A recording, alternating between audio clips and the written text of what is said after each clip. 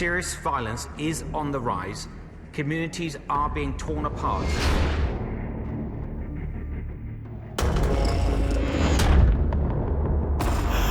Last year, 726 people were murdered in the UK. 285 of those with a knife or bladed weapon. That's the highest level since records began.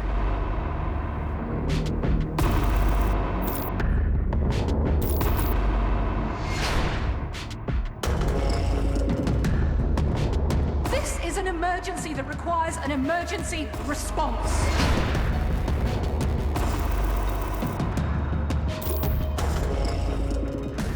My daughter. My son. My brother. My son. My sister. My son. My brother. My son. My son.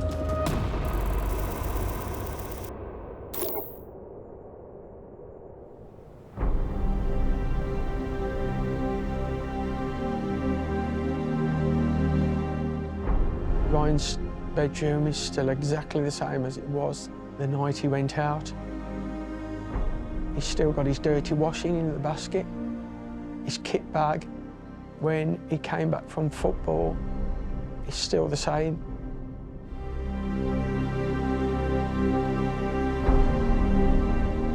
Because I think he's going to walk back. He's going to walk back in that house. He's going to wake up and he's going to walk back into his bedroom.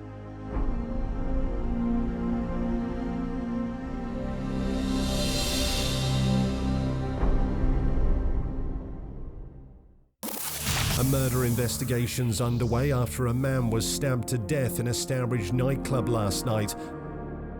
The victim, who's been named locally as 24-year-old Ryan Passy, was reportedly attacked inside Chicago's in the town centre. The high street has been closed and remains cordoned off this morning. Members of the public have already begun laying tributes, including flowers outside the nightclub next to the Rye Market shopping centre. He was out with his friends and drinking in a local bar. Everybody knew him in there. Apparently there was a bit of a scuffle. Must have been senseless, must have been over nothing. And I don't think Ryan ever seen the knife. I don't think he could defend himself from the knife. The knife went straight through to the back of his heart. Cut all these veins at the back of his heart, so no matter what would have happened, they couldn't have resuscitated him. Apparently he says he wasn't even going to go out that night. It was just last-moment decision. I've seen the videotapes. It wasn't even a scuffle. It was like a few lads chucking handbags about, and then the next minute he's lying on the floor. And somebody had stabbed him.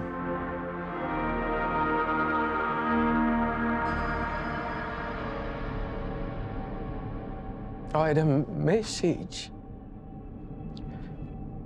Ryan had been stabbed.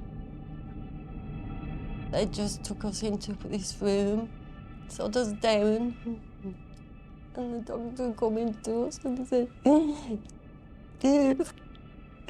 he opened him up, but he was just bleeding out everywhere. And they pronounced him dead at 7 minutes past 2. The worst thing I've ever heard in my life. I just needed to see him. They said, no, you can't see him because it's a murder investigation and it's evidence. It just broke us. And watching his mum suffer.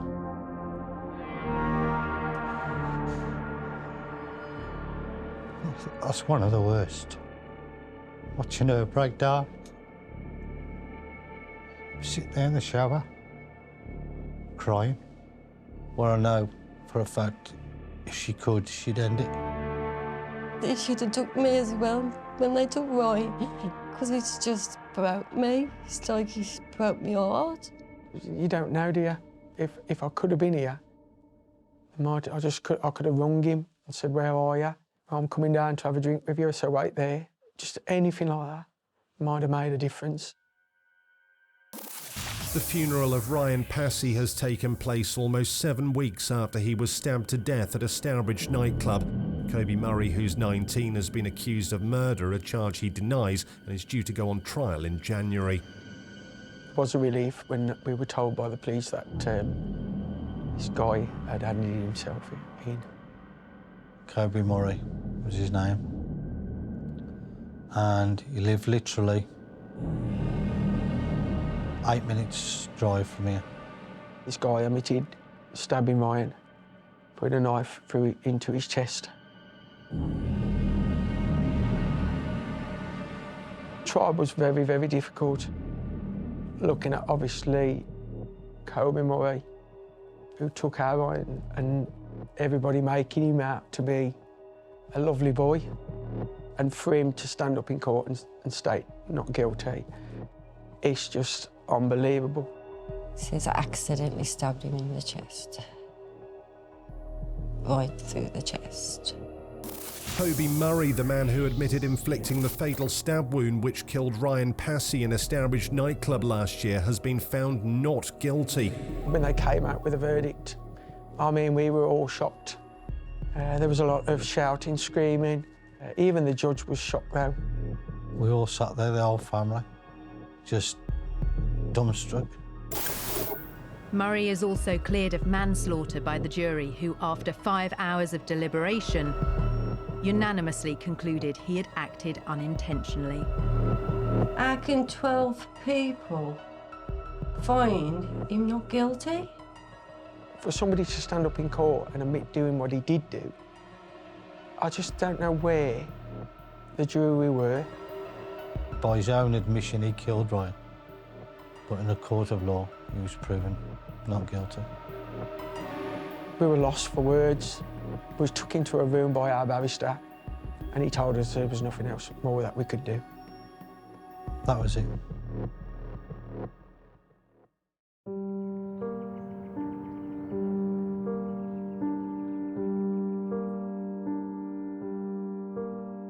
It's 19 months on now, and it's like it was yesterday. Doesn't get any easier. You just learn to put this brave face on and just carry on. And just get up in the morning and just get through the motions of like every day. I just wish I could wake up and cuddle him. One more time.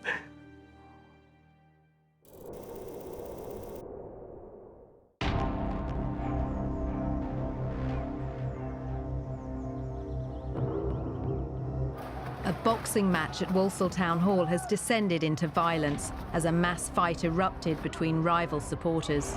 There was a brawl inside. Just sort of carnage happened at that point, and I think chairs were tried to be thrown. People then were just getting into fights, then just sort of opened the doors and there was just a flood of people onto the street. Live from the Black Country on FM. Mr. Asbury, who was 19, was stabbed in the neck after he'd attended a boxing event at Walsall Town Hall. And the phone went, and we had to, says that Regan had been hurt, just panic. And we had to jump in the car and get to Walsall. Miss Regan was on the floor and everybody was shouting. He's fighting for his life, shouting, Regan. Come on, Regan, fight. Fight, Regan. He said that he found the knife on the floor. He's gone down to pick it back up.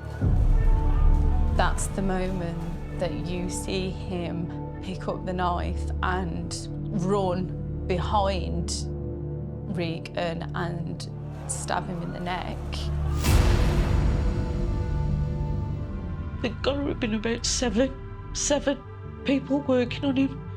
And I remember this one man, he had normal clothes on, but he was also giving him CPR.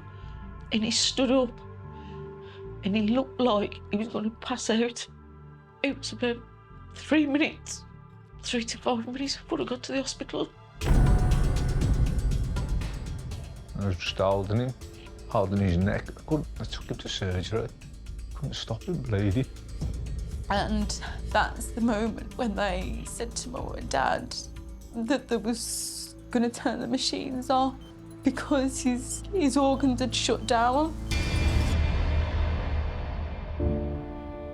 And I remember just screaming in the car and thinking that it couldn't be happening. And I just, at that point myself, I wanted to die.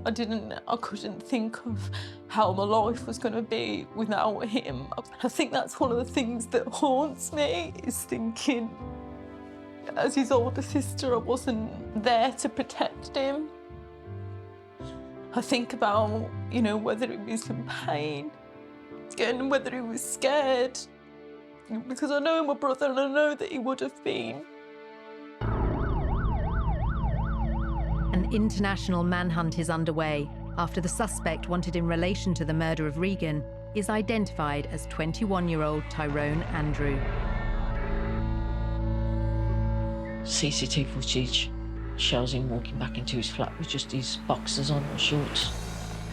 He comes back out a few minutes later, all dressed.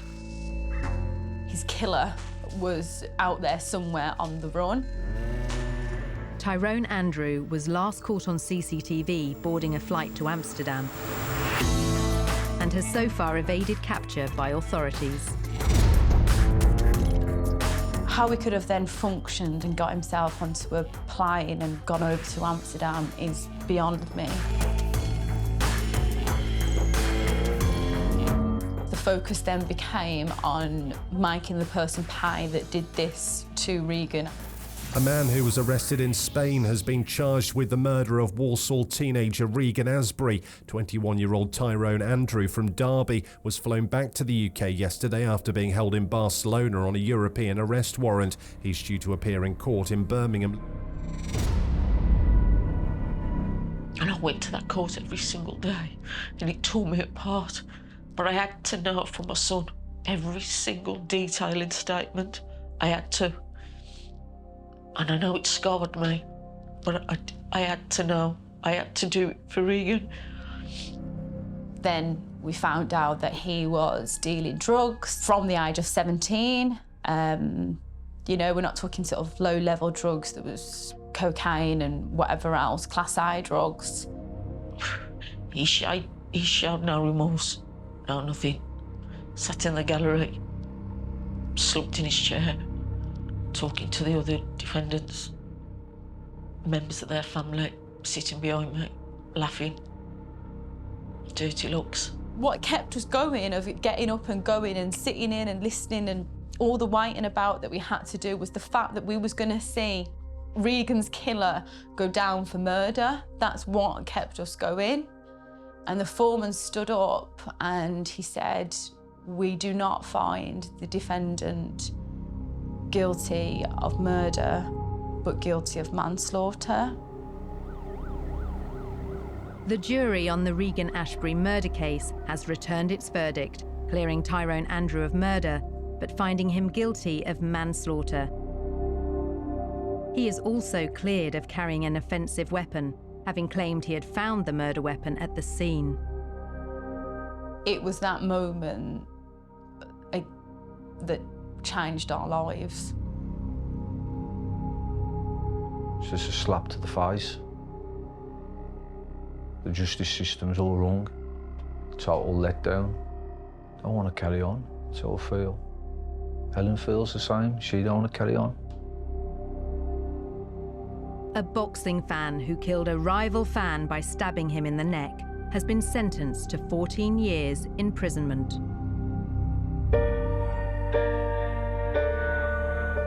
We essentially have lost our parents along with Regan. They're not half the people that they used to be. They're existing, You know, they're not living, and you know, the house just feels, it feels dead now. It feels lifeless. And every time I come home and I walk up the driveway, it's like a black cloud that feels like it's just surrounding the house. You just feel the grief as you walk into the house. And it's every day. It's just and a week go by where there's nothing about knife crime. It just seems like an everyday occurrence. I never thought anything like this should happen to our family. So the fact that he only got 14 years manslaughter and he'll serve half of that, so 6.5 years. The message that it sends out is that you're only gonna get 6.5 years if you kill someone. It's not that much of a big deal, you know. The message that it sends out to me is that human lives do not matter. People are getting killed left, right and centre every single day, and no one seems to care. The government doesn't seem to care. Nobody seems to care. You know, it's in the media for a couple of days, not even that sometimes, and then it's gone, forgotten about and added to the other statistics.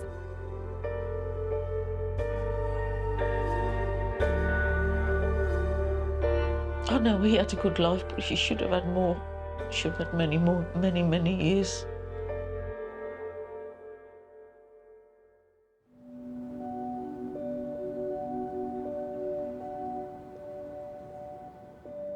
About a month ago, I had the most vivid dream of James and I sitting on the sofa in the lounge.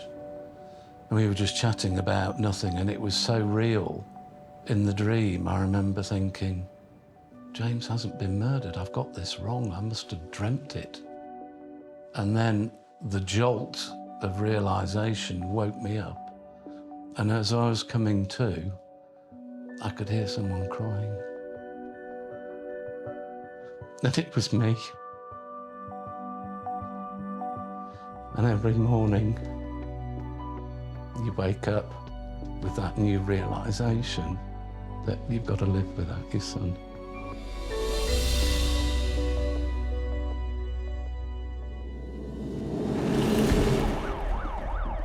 It literally was at the end of the road where we live.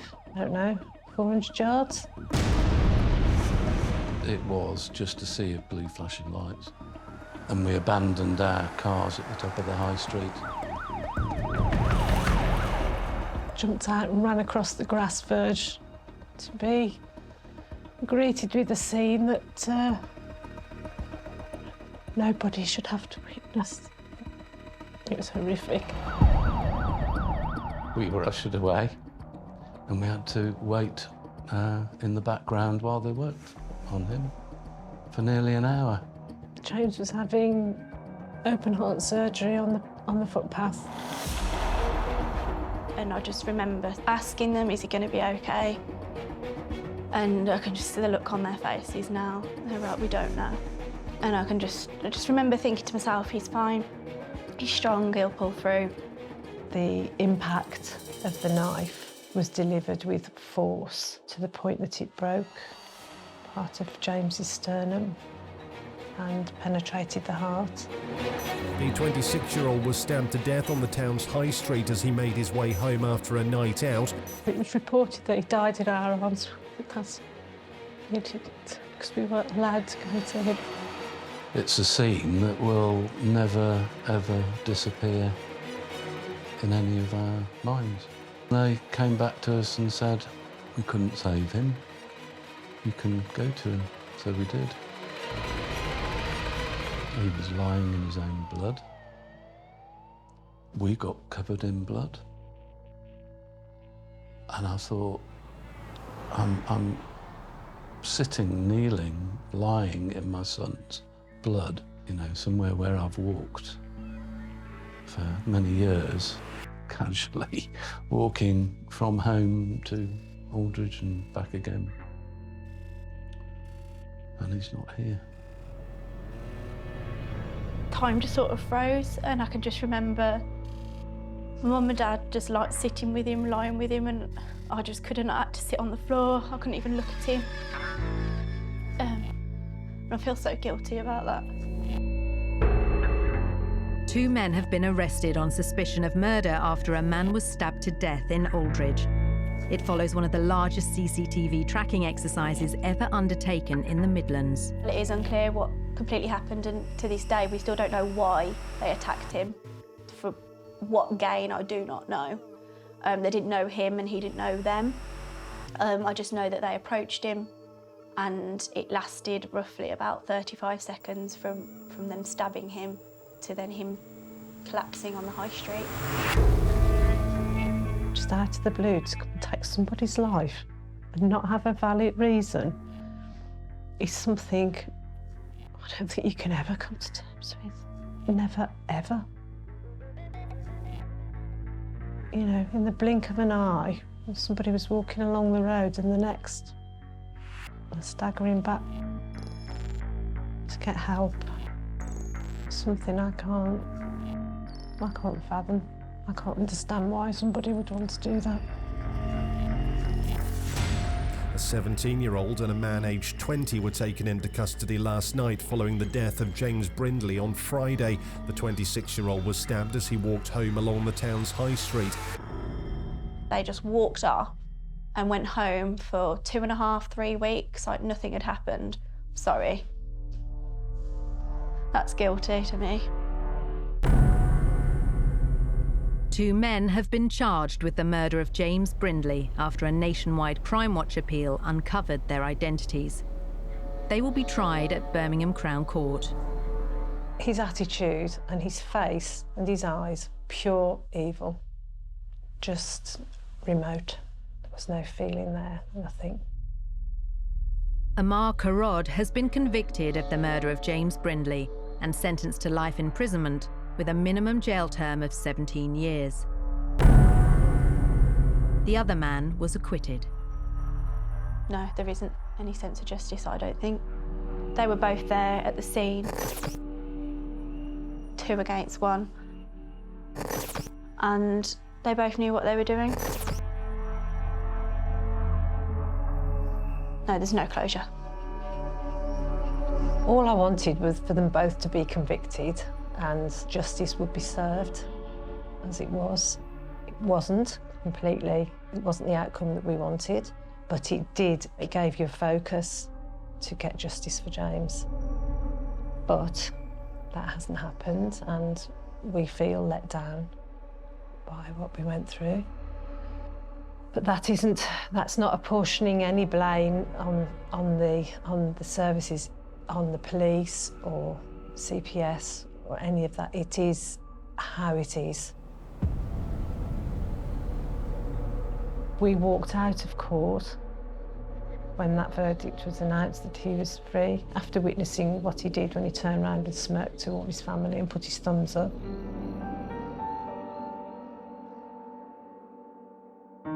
Those young lads have stolen our son, taken his life, and taken our lives as well. They've ruined everything. We're all really damaged, abnormal people now. Life hasn't felt real since that evening. So there's this surreal feeling about everything. How could this possibly be our lives? And it can happen to anybody, anywhere. There isn't a moment when James isn't in my thoughts, or in any of our thoughts. It's the first thing on my mind when I wake up in the morning. It's the last thing at night. Even though you are living and doing and performing and going through life. And it's so difficult not to be able to hear his voice. And there are times when I can't look at the photographs of him because it's too painful, because he was so beautiful.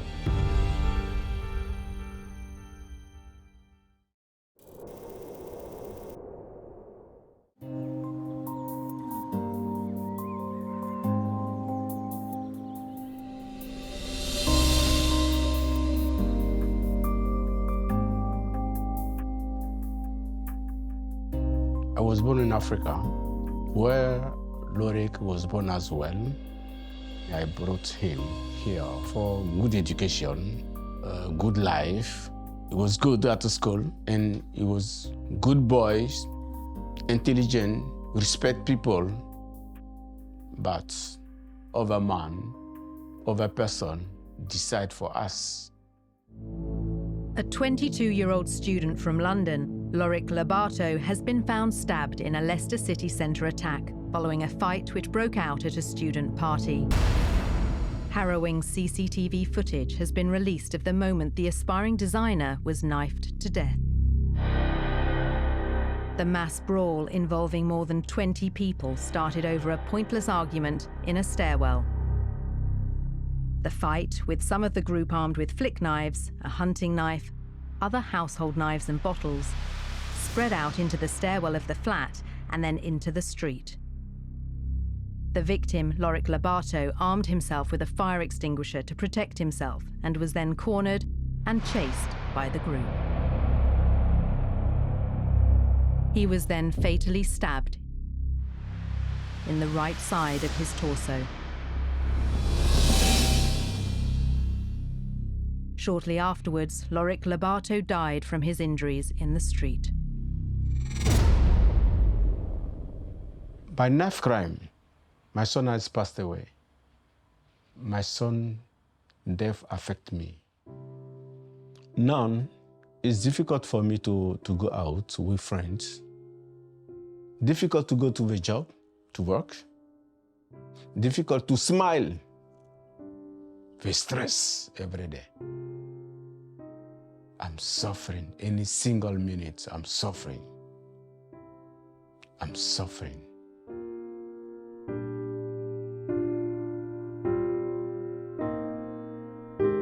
My son Lorik, for me, it was the diamond. Do you know where we can find the diamond? In the dirt.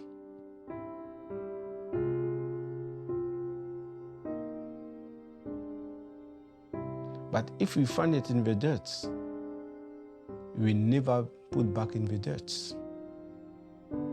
But my diamond is back in the dirt.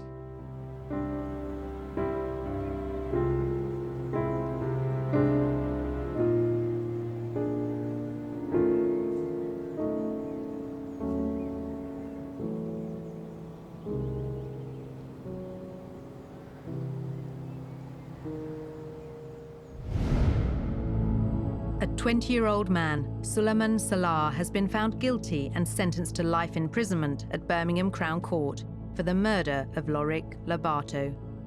He has been ordered to serve a minimum of 24 years.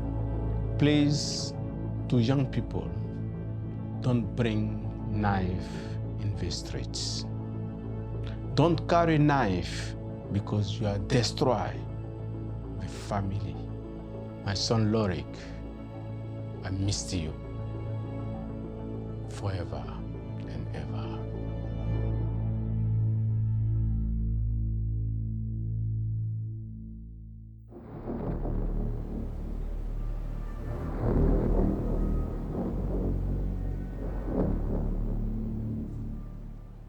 Samantha had 43 knife wounds on her body. That's how bad the attack was.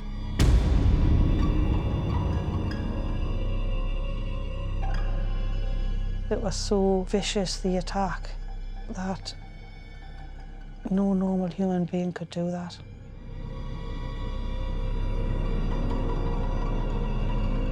Said she wouldn't have felt anything. I always wonder if she did. I always wonder what she was thinking when it was happening to her.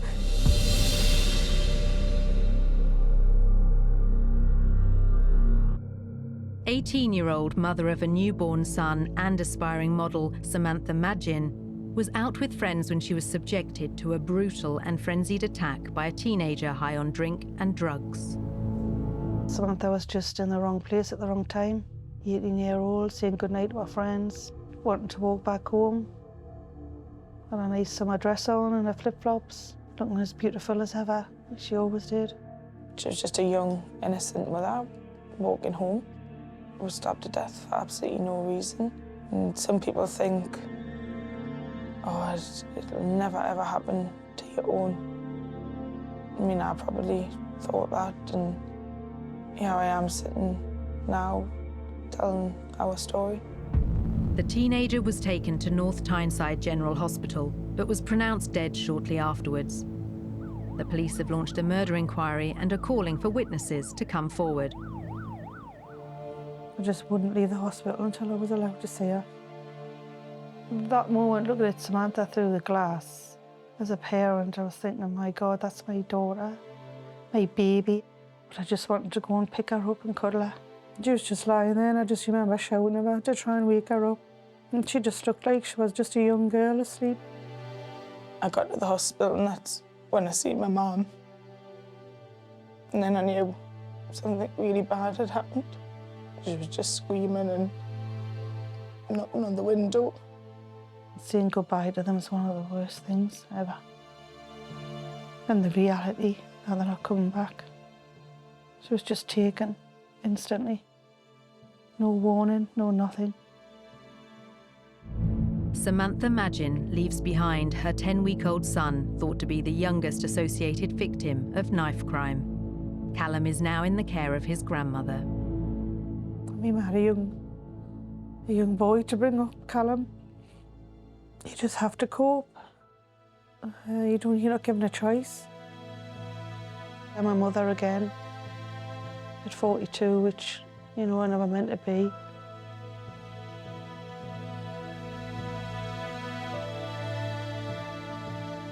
I do believe we've all lived different lives because of what happened that night, especially Callum.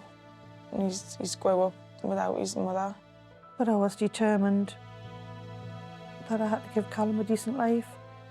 And I wouldn't let Samantha down. It just gave me the strength to be with him, protect him, and to make sure that I see him smile nearly every day. I got a lot of strength from having Callum. I don't know if I could have clung on as long as I have. Tyneside police have confirmed that 15-year-old schoolgirl Jordan Jobson has been charged with the murder of Samantha Magin after handing herself in to authorities. How can somebody of that age go out and kill somebody else? And that she didn't know Samantha, I think it hurt more. A jury of 8 men and 4 women has unanimously found 15-year-old Jordan Jobson guilty of the murder of Samantha Magin. She is sentenced to life with a minimum period of 15 years before being considered for parole. She was given the maximum sentence of 15 years that you can give to an under 16-year-old, which unfortunately was reduced to 12 a couple of years later, and then reduced again to 11. I mean, there's never been any remorse from the murderer. Teen knife killer Jordan Jobson was due for parole this year, but failed to behave during her preparation for release in an open prison. She is now back in jail. The then 15-year-old had her sentence reduced twice following new legislation on minors at 2 separate appeals. She'll be sitting there now looking forward to her days getting out. She'll be a young woman. She'll be able to get married, she'll be able to have relationships, she'll be able to have children. And that's all being taken from Samantha. It's so wrong. I do feel angry that I feel like my daughter's life just didn't mean anything to them. If you're getting a life sentence, you need to be in jail for life, because all these crimes that are happening, it seems like a lot of it, they're under 18 and they're just getting the lesser sentence. Well, bring the sentencing up. And she took Samantha's life, and along with it, she took ours. She took a massive piece of my heart. She took Callum's world from him. And you can feel that piece of your heart missing when you're walking around, just even waking up in the mornings. You know there's a big hole there that'll never fill. She took everything away, really. She took my happiness away. You always feel sad afterwards. The sadness just is so deep. Every day gets worse without her.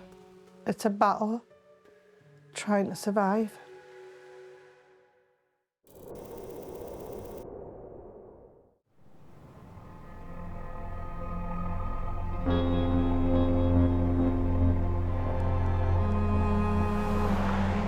This is Society nightclub. This is where my son was murdered. From going into the club to Daniel dying was 20 minutes. He's gone out for a night out to enjoy himself, and he's not come home. It didn't matter what they did, Daniel wasn't going to survive. They cut his main artery in his neck in half.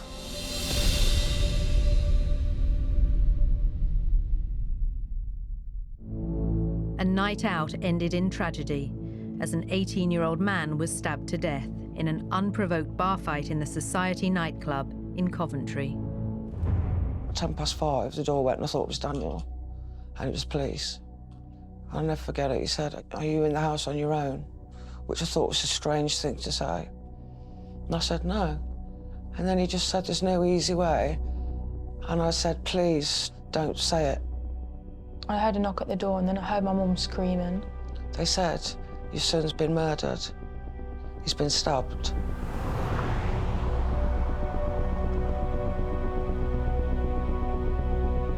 I don't remember half of what happened at that point. I've since been told your brain shuts down to protect you from the horror. All I can see when I go down is Daniel lying in the road. That's all I can see. Imagining it. Daniel lying in the road on the cold road. 4 men have been arrested and charged following the stabbing to death of 18-year-old Daniel Kirkwood in a Coventry nightclub. They are due to appear at Warwick Crown Court in February. It took 10 months to come to trial. It was a 9-week trial. I wanted to scream and shout, but I wanted to keep my dignity in front of the judge. And I didn't want to let my son down. When I think about Thompson, the offender, I feel sick. I just think to myself, how can someone be so evil? Like, Thompson had no remorse whatsoever towards us as a family. Like, he has murdered someone, but he doesn't care.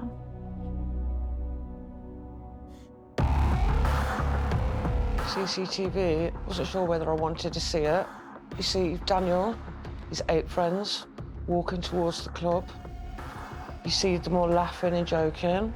You know, looking forward to the night ahead. Then you see the incident. Daniel's over on the dance floor dancing with a couple of his mates. Another couple of mates are at the bar to talk to a girl. Thompson takes offence at this because he was talking to her earlier, goes over to get the other 4. They come over, an argument ensues, they start fighting. Then you see Daniel run over from the dance floor with his friends in towards the group, see what's going on. You see Thompson karate kick him to the back. Daniel drops to the floor. Then you see a knife. And then Daniel's stabbed on the floor. And stabbed in the neck on the floor. Adrenaline. He got up, made his way outside, collapsed outside. His friend lied next to him, put a jumper around his neck, tried to stem the bleeding. When the ambulance came, he was dead.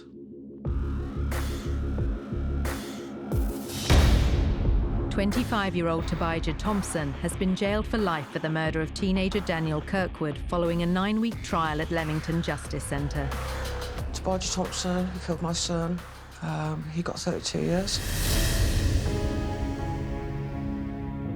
The 32 years he received was worth the 9 weeks of torture.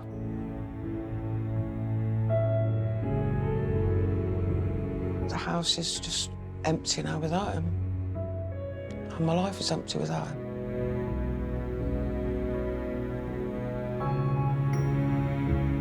If I can get out of bed, that's a good day. I'm just a shell of what I used to be.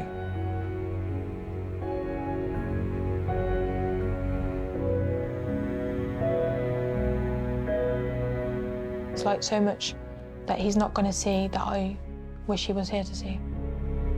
I look quite different from when I did when he died. And I always think to myself, like, would he recognise me now? Does what does he think of, like, me now? Like, there's so much I wanted to talk about with him and, like, experience with him as, like, brother and sister, but it's just been taken now. The Knife Angel is a structure made from knives that were placed in amnesty bins all over the country. All them knives represent someone's life. If you were a victim of knife crime, you could have went to Oswestry and had your child's name or young person or older person's name etched on the knife, which we did for Daniel. It's happening every single day.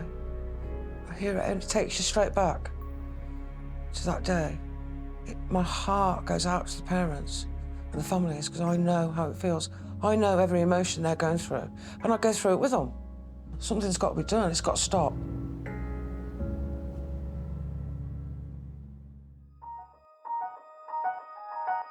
My brother. My son.